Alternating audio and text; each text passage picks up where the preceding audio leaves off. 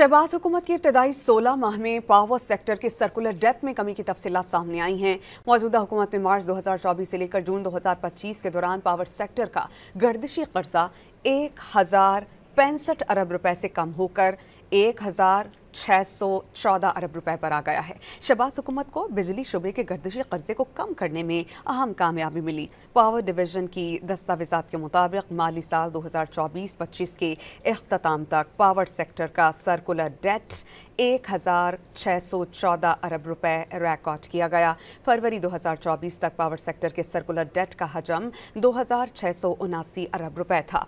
हुकूमती ज़राए ये बताते हैं कि मौजूदा हुकूमत के दौर में बिजली के बिल्स में रिकवरी में बेहतरी आई, नुकसानात में कमी और IPPs के साथ कामयाब मुआहिदों समेत दीगर इक़दामात की बदौलत बिजली के शोबे के गर्दिशी कर्जे में नुमायां कमी लाई गई है।